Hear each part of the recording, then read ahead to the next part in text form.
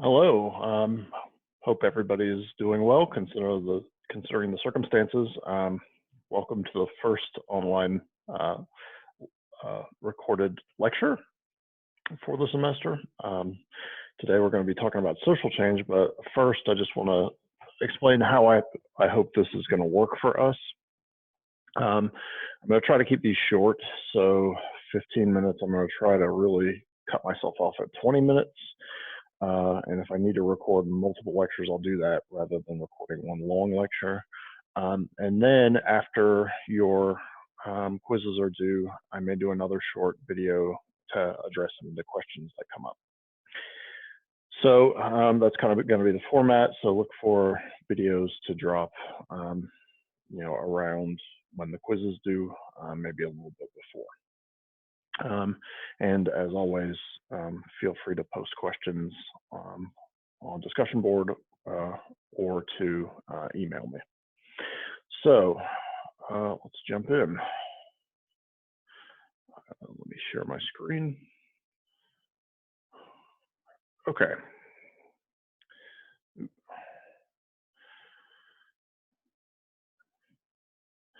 So I'm going to focus primarily on the community organizing aspect of this topic.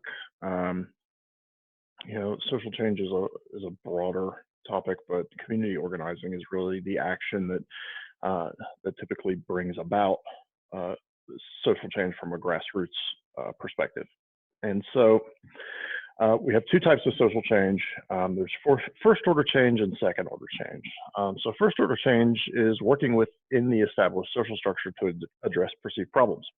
And this often operates on the individual level. And the second kind is second order change. So this is changing the social structure itself to address the perceived problem. So either the way a particular social structure or system functions, or the creation of a new social structure. And so my short video and your reflection this week will actually be on first order versus second order change. So I'll be brief here because I'm going to talk about this a little bit in that other video that I'm going to put out alongside this one. So just know first order change is really sort of more of the same. It's the status quo approaches to trying to solve social problems, and second order change is a more radical approach in that it recommends new solutions or new ways of doing things that are different than what's already being done. And as such, second order change is often very difficult. So really, it's often the status quo that defines the problems, and that creates limitations in problem solving. So a frequently cited example of this is how do you fix crime? And the status quo defines what crime is, but also how crime is solved. So the typical answer is more policing, right? Or harsher laws. So we're using the same kinds of status quo solutions. We're just suggesting more of them. And so two reasons from cognitive psychology why we think second order change is difficult. One is our functional fixedness and negative set. Functional fixedness is the tendency to use concepts only in their customary ways.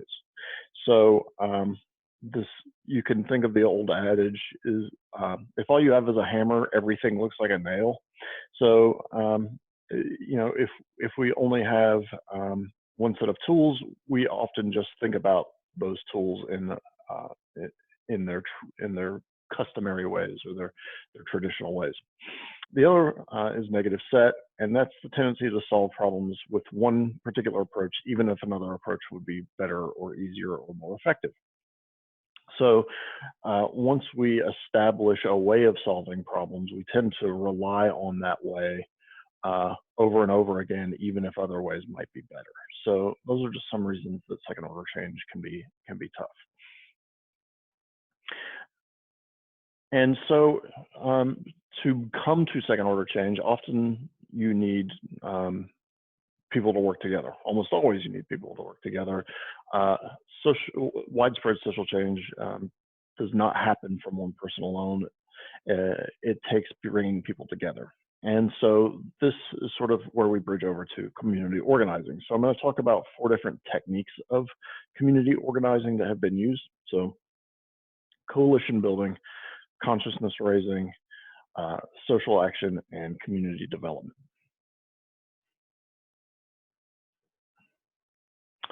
So community coalitions are broad representations of citizens within a community or a locality that come together to address a community problem. And they're often focused on organizational level change. And so often the way these things look is different groups, interest groups, or different citizens come together for a common purpose to try to enact some larger change. And typically these coalitions operate as formalized groups that partner together to get something done. So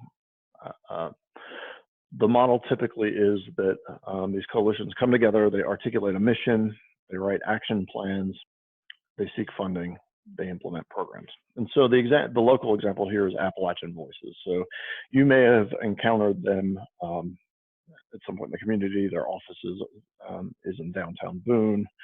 They're often at like the farmers market and at community events, but they're actually a coalition of different groups. So a lot of different environmental groups participate in the coalition that is Appalachian Voices. So Appalachian Voices is sort of the umbrella, and under the umbrella there are a bunch of smaller organizations.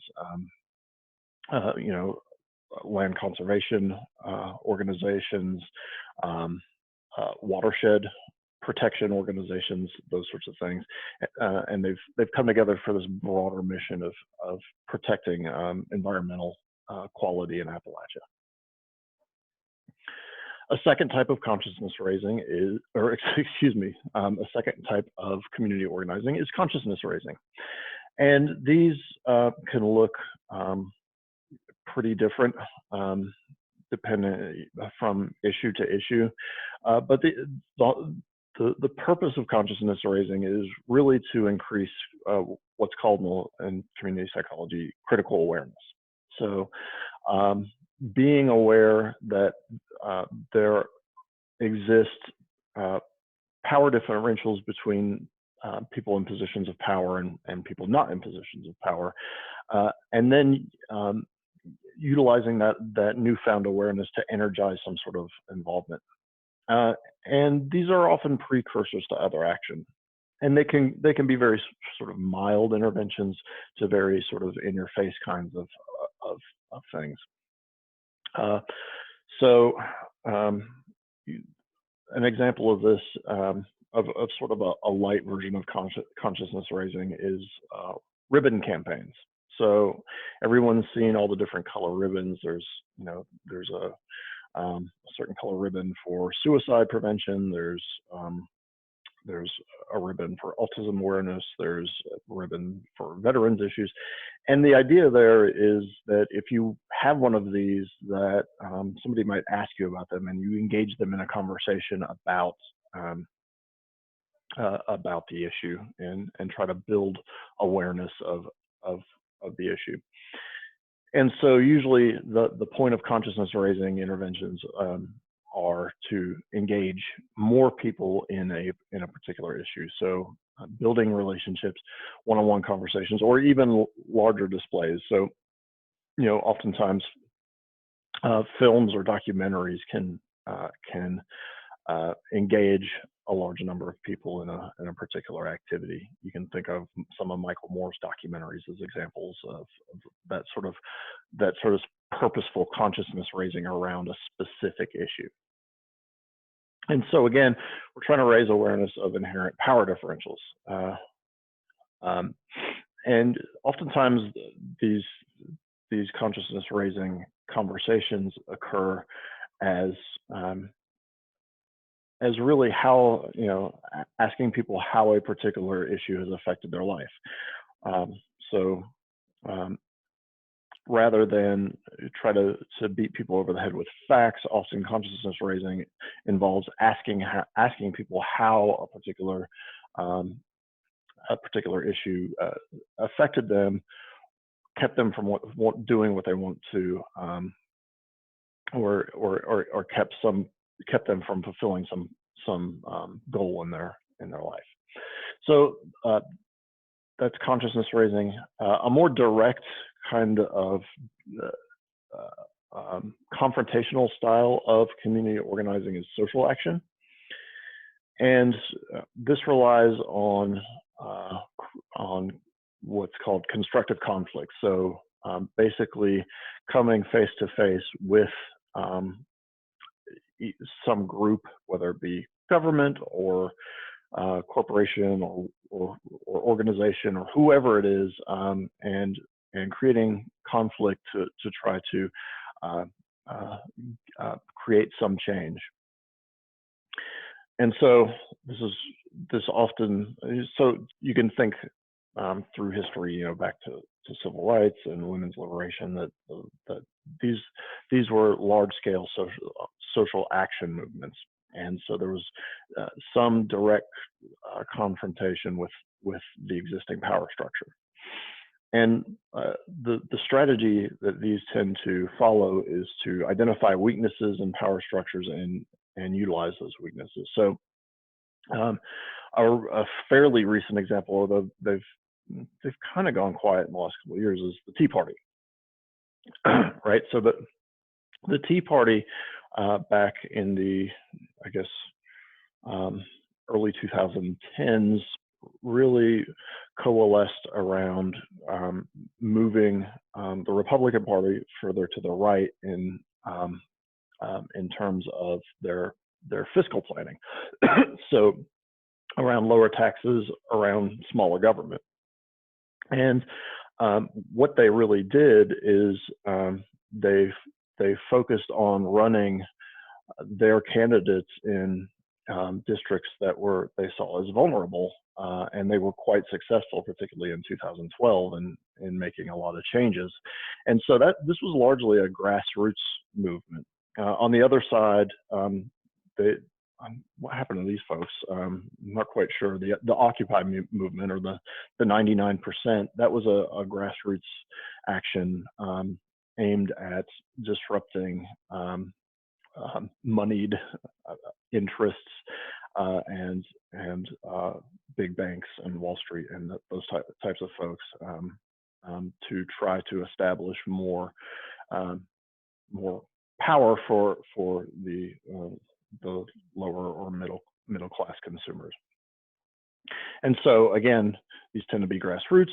They tend to be confrontational. Like the Occupy movement at one point shut down Wall Street for a period of time, and it's what we think of oftentimes in terms of social movements. This tends to be it.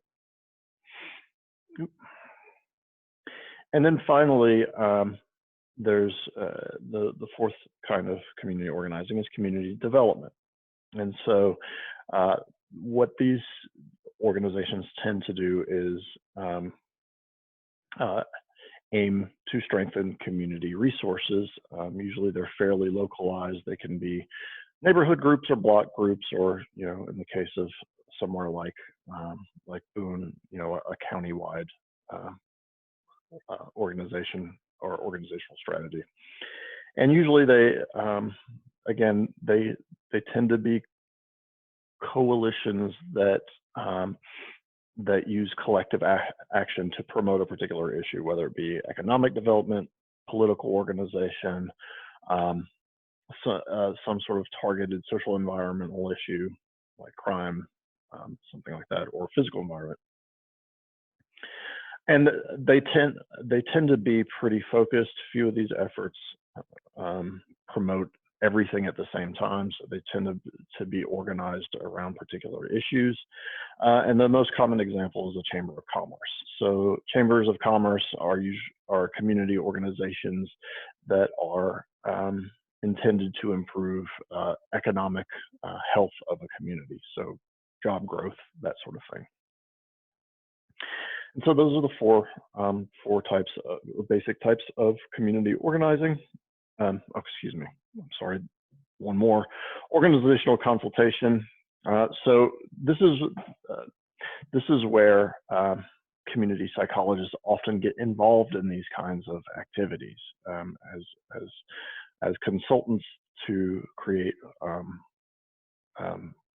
organizations. And so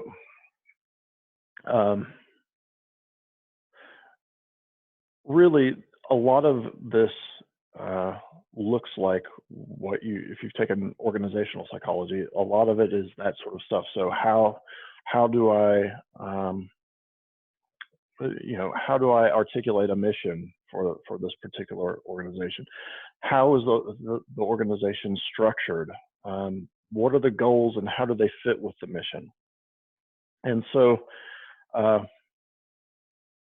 this is a way that community psychologists can help existing organizations, oftentimes nonprofits, be more effective in what they're trying to do. So looking at policies and organizational structure and practices and trying to advise them on ways that they could be more effective in their work. And so this is a social change thing only if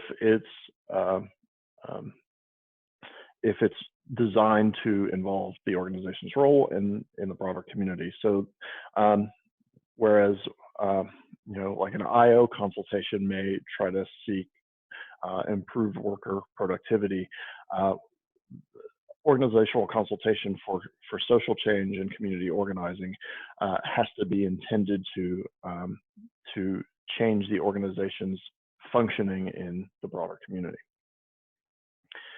And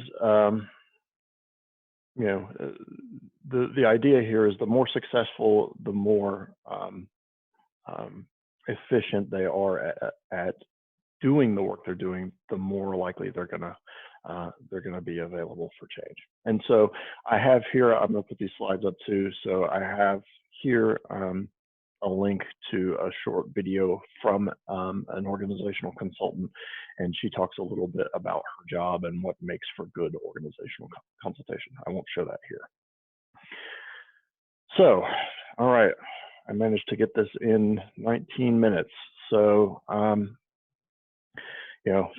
apologies that I know this feels a little weird. It feels very weird for me to talk to a computer screen. So sorry if this doesn't go absolutely smoothly. And it's not, obviously not as interactive, given that, you can't directly ask questions back. But I do encourage you to ask questions that you have about the video or the chapter or anything else. Again, so when this goes up, the short video and the reflection will go up, as will my slides.